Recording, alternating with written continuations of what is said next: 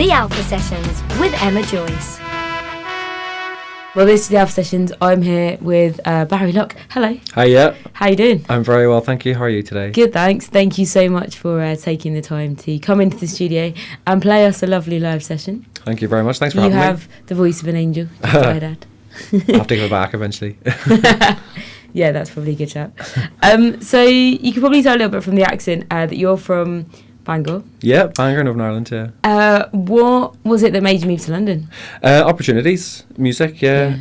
Ireland's great for music. It's got some of the most talented people I've ever heard in my entire life, but the opportunities are quite few, so you have to go further afield anyway if you want to create your own, basically.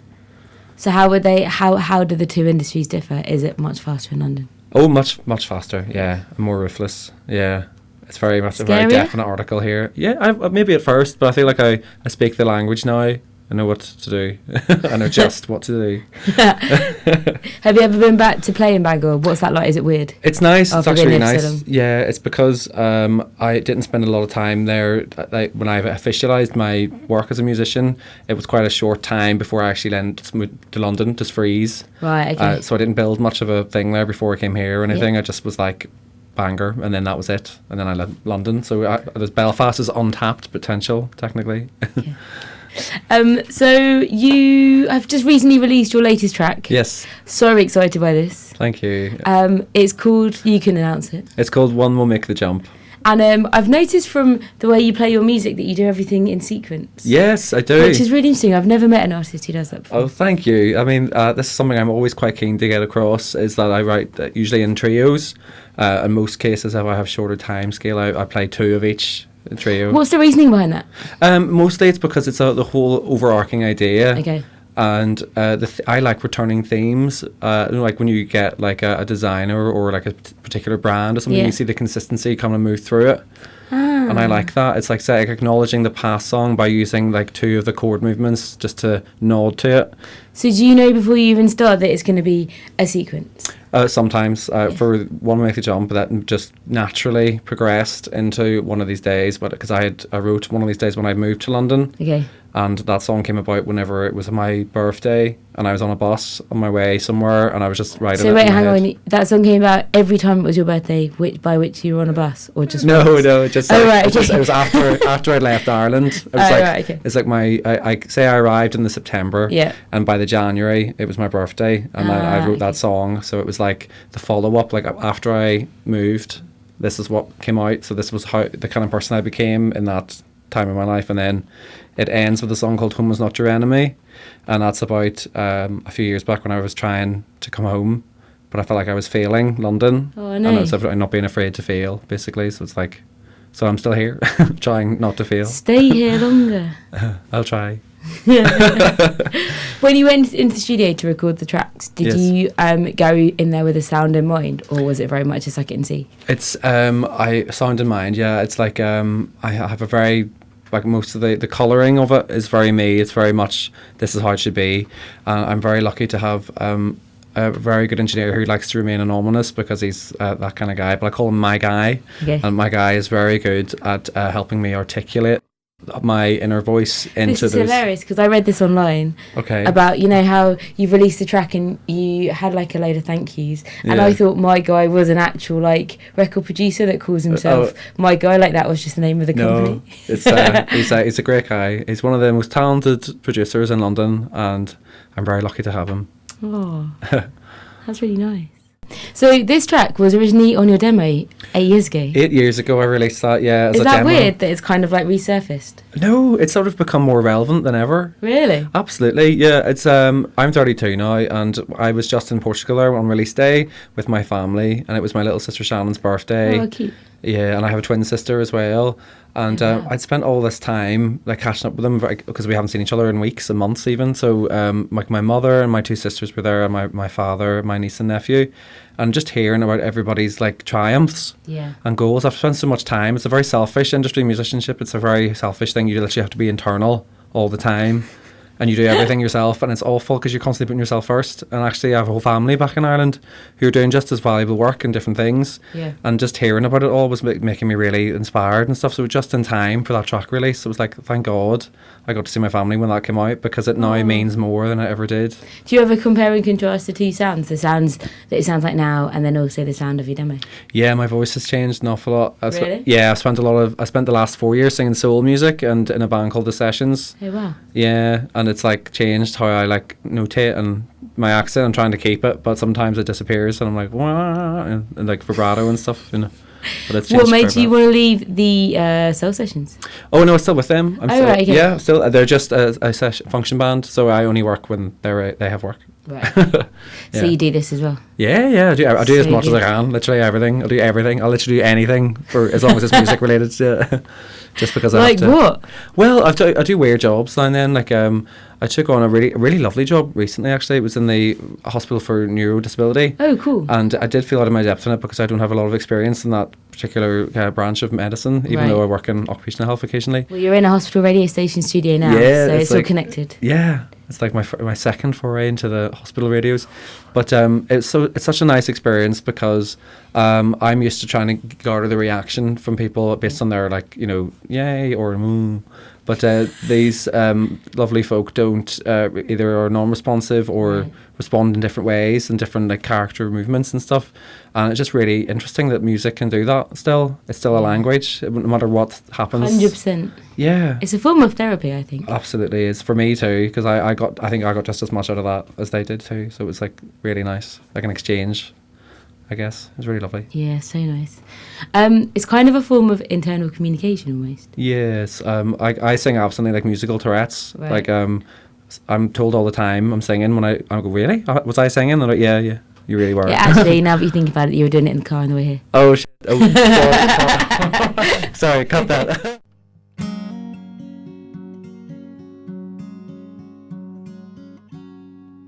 I'm not really sleeping, and I've been living it up, and I don't wanna come down.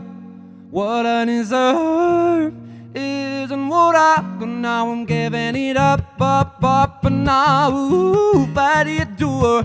Don't understand the words that you roar, and you don't have to try to pretend you think this is the end, because I don't, and I don't want to stay. Oh, what have you done? You made a fool out of me. And oh, what have you done? You left a hole where my heart should be. Is there anybody left alive wants to use my body like a shell? Is there anything left inside wants to use my body? Here's to the love, here's to the love. Tears don't fall in the dead of night, just enough to whet your appetite once you use my body, yeah. And I'm caught like I'm dreaming, but I'm not sure if I'm not, and I don't wanna stay done. Lose control, lose my feeling. Now I'm a marionette, I know. What do you do? I'm trying to spit the words you can't ignore. You don't have to try to pretend you think this is the end, and if you don't, you gotta contend. Oh, what have you done? You made a fool out of me. And oh, what have you done? You left a hole where my heart should be. Is there anybody left alive once you use my body like a shell? Is there anything left inside once you use my body? Here's to the love, here's to the love. Tears don't fall in the dead of night, just enough to whet your appetite once you use my body. Another woo, another woo, another woof, another no, another woof, woof, another no, another Another whoop, another whoop, another whoop, another whoop. And oh, what have you done? And oh, what have you done? And oh, what have you done? You made a fool out of me. Oh, what have you done? You left a hole where my heart should be. Is there anybody left alive wants to use my body like a shell? Is there anything left inside wants to use my body? Hairs to love, hairs to love, tears don't fall in the dead of night, just enough to witch your appetite once you use my body. Oh, what have you done? You left a hole where my heart should be. The Alpha Sessions with Emma Joyce. Now, the tracks that we're talking about, they are going to be part of a forthcoming album, is that correct? Yes. This is so exciting. It is exciting because the story is, it's been like 6 years now in the making, and literally the last 4 years of data got wiped just before One Will Make the Jump. Oh no! Yeah. How did that happen? Oh, it's basically, when you're like resting your laurels, and I've been saving all the data on their massive hard drives in the studio that I use, which is nobody's fault. It's just what I've been doing, and didn't back it up, didn't bring my own one. Constantly been told by people, you should have your own hard drive, and I just didn't do it. And then one day I came in to do a session. I was like, right guys, open up the session, and then it just wasn't there. And I was like, what do you mean? And it was like, and it was like 100%, maybe only 98%, but 98% sure that I was about to quit forever and be like, I'm moving back home. That's all there is to it. I can't do this anymore. But then it's actually turned into a blessing, because now I sort of feel like I had been shackled to that album a little, because I was so adamant that it had to come out in a certain order when the narrative had to be in place. But now that it's been broken up, I'm doing things a bit more like Tarantino, where it's never in sync, never in sequence. So now it's like I get to do throwbacks to songs that have already happened. And I go, this is the sequel to a song I released ages ago, and then release a song that's unrelated. And that's okay. That's totally fine. I think it's funner. It actually makes more sense now in terms of like the kind of eclectic world I live in. Yeah. You know, it's like ideal. It makes sense. It's like zany. So how much longer is it until it can be finished? I do know. The next single, is like out in about 5 or 6 weeks. I haven't got a release date, but I'm about to submit it to the release people in AWOL. So it's like very nearly finished. Yeah. So is there a timeline for the album, or is it a work in progress? Work in progress. Just, I think one day I'm just going to drop it without telling anyone and be like, the album's here. Hi guys, here's the album. The whole album. So good.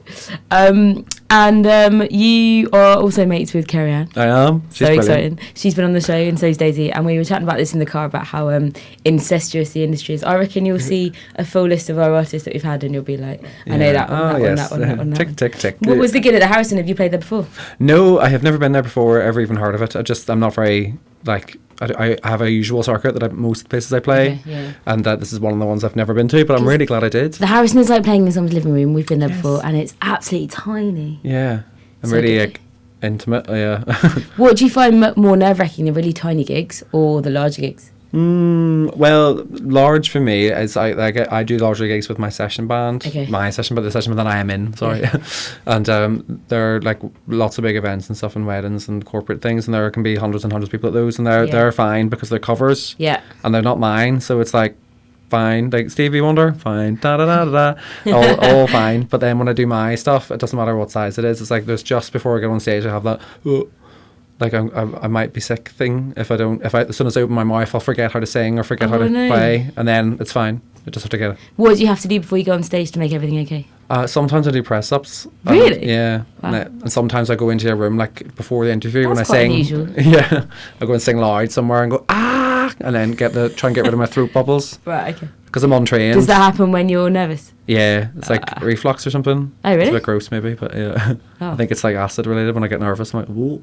Oh no. My tummy. And then what do you do when you're done? Oh, when I'm done. A really big drink. Sometimes, like I think it depends what's happening. If it's a cover gig, if I'm doing covers, like a couple of 45 minutes of, you know, covers, then I will absolutely stay the rest of the time and have a drink and try and be quiet. I think I usually prefer not to speak whenever I've been singing, because I'm so, things like I keep trying to mention that I'm an untrained singer, so whenever I sing, it's like tiring. Right. Like I don't know how to sing safely, basically. Oh. I learn more as I'm going, I get better at it, but every now and then I do a gig. Does that cause you problems? Yeah. Especially like with the session band, because it's so many range of things. Like I can cover 4 octaves, so it's like quite a lot of range. Yeah, it's massive. It's massive for a boy. And then I cover a lot of BV things, which you're constantly mixing your voice from like stomach and throat voice, head voice, and then your nasal kind of cavity and stuff for certain things.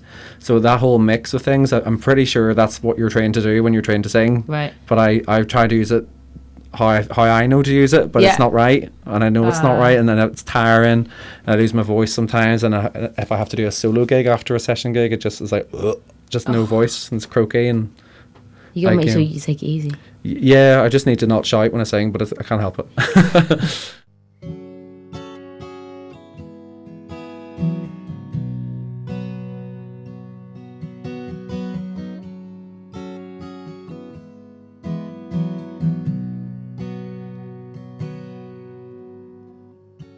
Waiting, fading, vibrate shackles and chains of containment, baited, breathing, the light it plays in the shades of my temperament. In the darkness I can see, for what it's worth and what it'll never be. There's a black dog settling inside your room. Don't let your walls become your tomb. Like sand and water to bricks and mortar. Don't let your walls become your tomb. Canine in my potted paws and pies peripheries. Well, won't I tumble down by the walls of my kingdom? In the darkness I can see, for what it's worth and what it'll never mean. There's a black dog settling inside your room.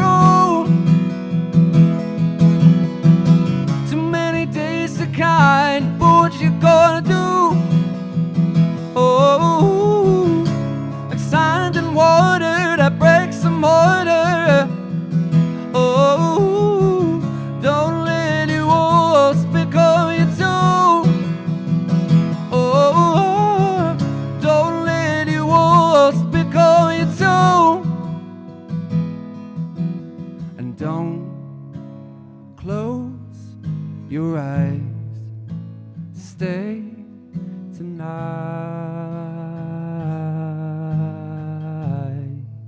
Will you?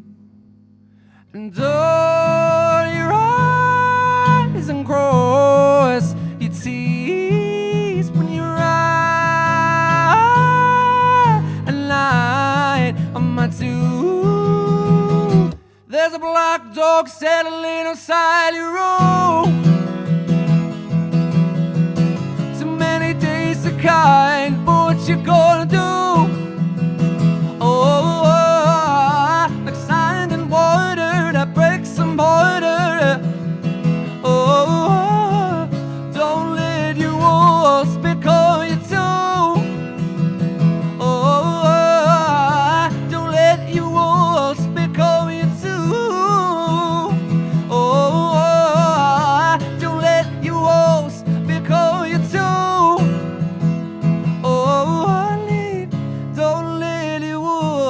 Become you too. The Alpha Sessions with Emma Joyce. What about artists that inspire you? Oh, Carrie Ann. Really? Yeah. Amazing. I love her. I think great. She probably doesn't realise how much I love her. I think she's brilliant. And I find her voice so thrilling. Tell her. Or maybe I should, I'm not sure. Yeah. There's another artist who I absolutely love. Who's like my champion among songwriters. It's just called Laura Resnick, just from Canada. Oh, cool. She used to live in London, I think, because it get visa permitting. You know, she's back and forth. Right. But she is a wonderful, wonderful singer-songwriter, and everything she writes, I feel like I exist in it in some way. And so when she comes back, I get to do her BVs, and I feel really spoiled that I get to do there, because like it's a bit like if you were like somebody massive, like if you really loved like whoever one of the big acts is, like say if you loved Ed Sheeran or something and got to sing with him, it's the similar. I think it's that thing, because I love her so much. I just think everything she does is golden, and I'll do it literally go to the ends of the earth just to sing it. I love it. It's really good. And if you're listening to music in your spare time, what kind of thing are you into? Well, I'm into. That's an interesting question. This might sound quite weird, but I don't really listen to a lot of music. Ooh. Not really. Okay. Not really anything chart-wise. If I am, it's for referencing, because I do songwriting. Okay.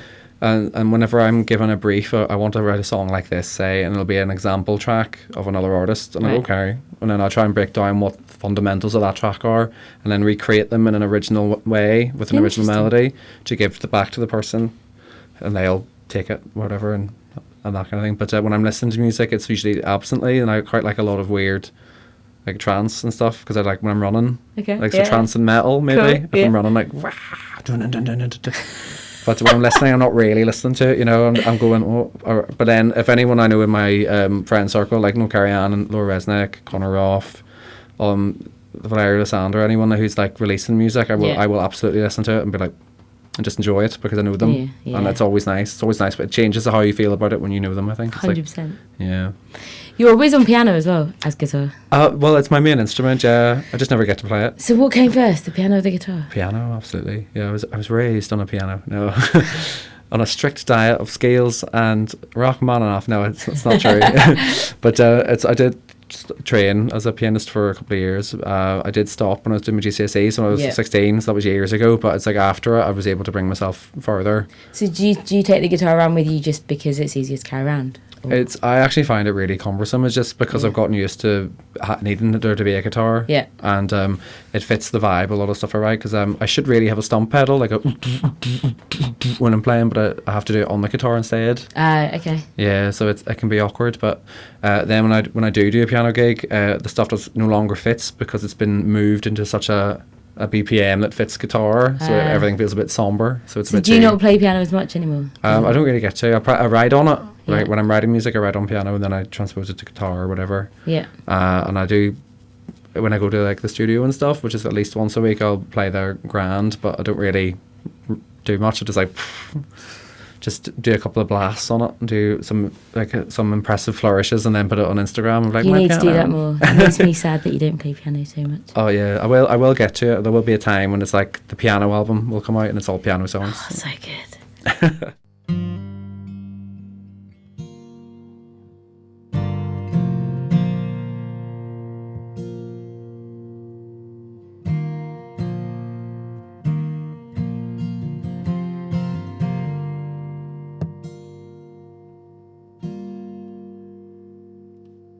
Remember me, and I'm home again. My pockets full of pens and drying inkwells.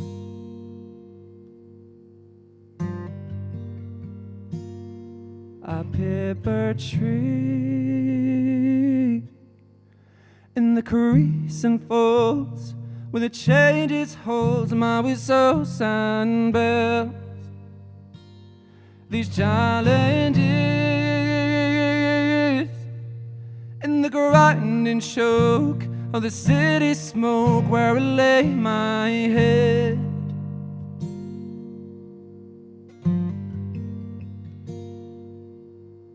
Ooh, maybe I just wanna go home.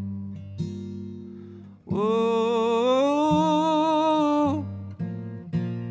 it's making my heart harder than stone. One of these days, I'll be like thunder in the storm, crashing in ochre, dropping a gray I'll be alive for all this evening. Oh, maybe I just wanna go home. Yeah, maybe I just wanna go home.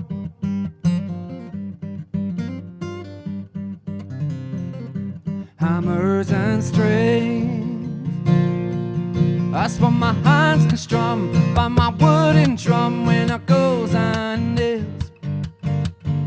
The catch and stay, ho, and I read between the lines when the runes have mine in the dead of night. Oh,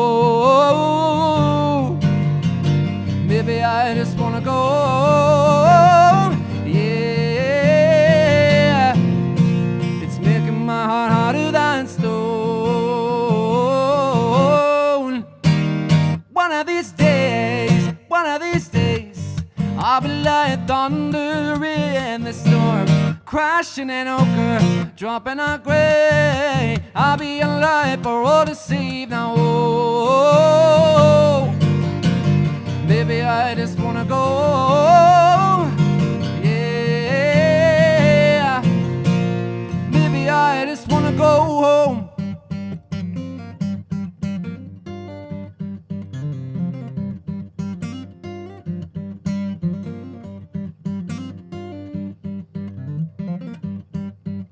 It's written on the walls,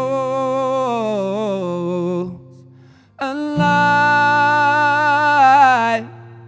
The chords are stained and my hands are tied, and I want to stay this storm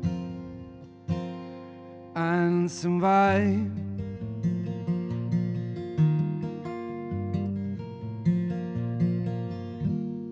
One of these days, one of these days, one of these days, one of these days, one of these days, one of these days, I'll be lying thunder in the storm, crashing in ochre, dropping a grey. I'll be alive for all to save. Oh, baby, I just wanna go home.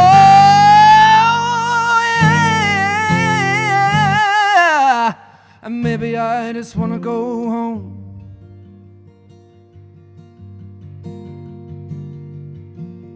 Remember me, and I'm home again. My pocket's full of pens and drying ink wells.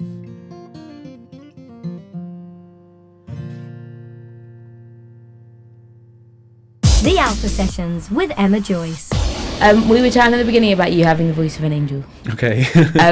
At what point did you kind of think, right, I want to make a really good go at this? Oh, it was after uni. This is the story. I was 23 when I graduated. Oh, well, I finished uni. I was 24 when I graduated, nearly anyway. And I had this, that crippling thing that happens after university. If you've been there, you have, haven't you? Yeah. Where you go, I have no idea what I've just spent 3 years doing. What am I going to do with my life? I did drama and theatre studies, which is absolutely... now it's funny because I was so convinced that I was going to be an actor. So, 100% convinced. And then doing it, I was like, I'm not interested in this anymore. Yeah. And then when I tried to do any acting, I realised I can't act either. So I was like, this is rubbish, unless you've done the wrong degree. But it's all about the experience, and it's being there that counts. So as soon as I got home, I was like, what do I even do? And then I was writing just to write, and I wrote Won't Make the Jump, and it was like, oh, okay, maybe I am a songwriter. And then the more I thought about it, I was like, I am a songwriter, because the whole part of my degree, every time there was a performance, I was always constantly trying to do the music, trying to find my way back to it. I just didn't realise. Oh, that's I was like, I can write some music, yeah, I'll do that. And I was like, oh, grand, yeah. And then, singing at parties and stuff, and karaoke, and everyone's like, oh, you're actually alright at this. And then it's that classic line of, have you ever considered doing this for a living? Which people never stop telling you. Even when I've stepped off stage after doing Earth, Wind and Fire like one of their medleys, like mad music, really difficult singing. Yeah. Step off stage and they're like, have you ever considered doing this for a living? I'm like, I have actually. I'm trying to consider it right now. Bit of a difficult question before we end. Sure. Dream collaborations. If you could collaborate with anyone on this planet, dead or alive, who would it be and why?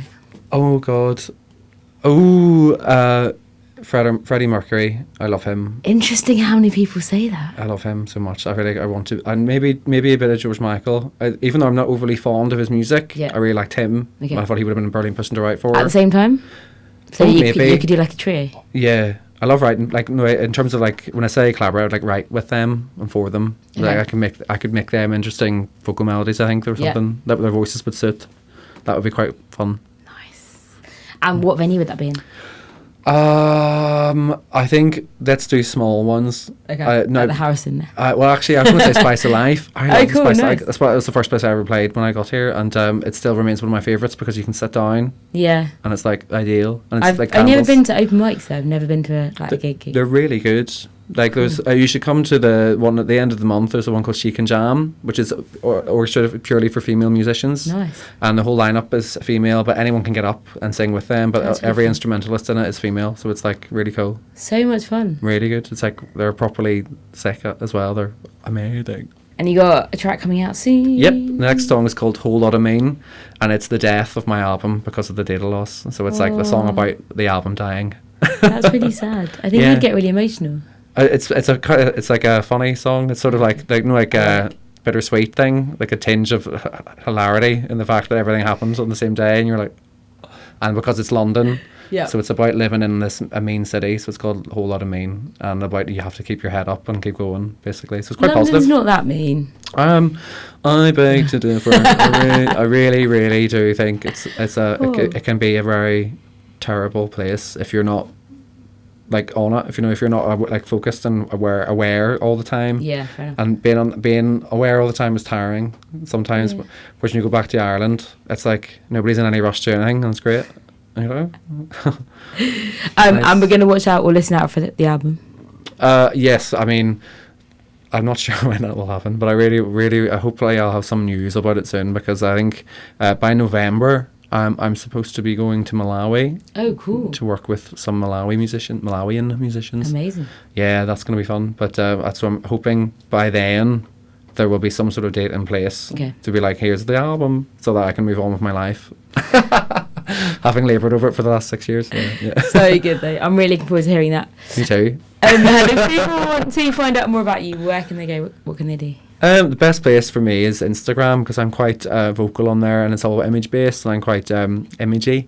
I love all like photos and stuff and doing fun posts about things, and like especially when it comes to track releases and like run ups, and then gig promotion, very heavily on there, but also on Facebook. So everything is usually at Barry Locke 75 for Instagram, Barry_Locke for Twitter, and then Facebook is Barry Locke Music.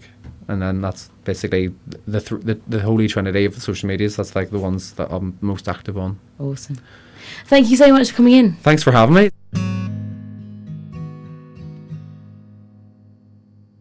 Oh, I help you choose.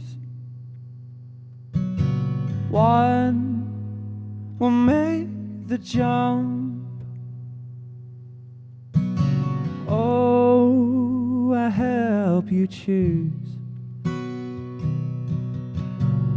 One will make the jump. Understanding, perfect people, crystal glasses. All my ears are full of dancing, overhauling, instant classic at the corner cafe. And I am struggling. I'm warning shots. Who begins?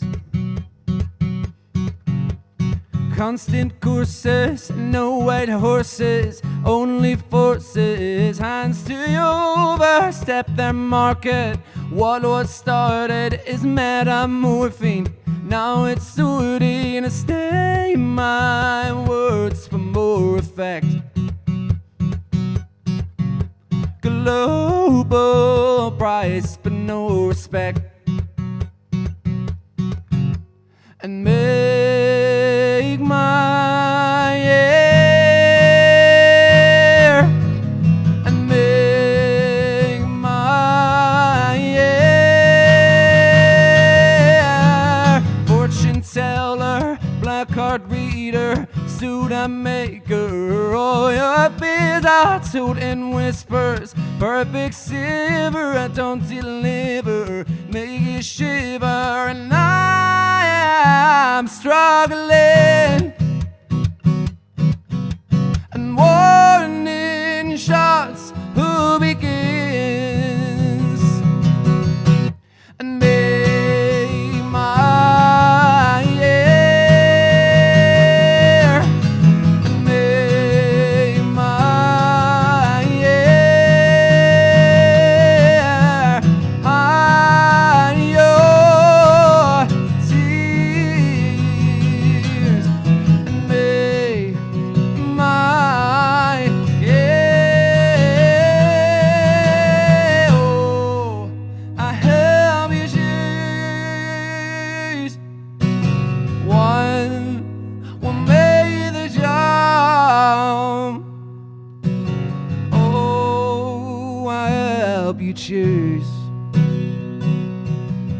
which ones I blinded for. Pierce yourself, face your truth, erase and fade. Come on with these callous hands.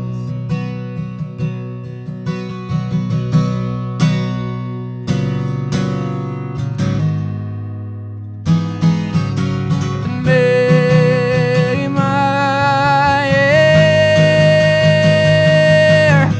and make my air. Oh, why your tears, and make my air. Oh, I help you choose one will make the jump.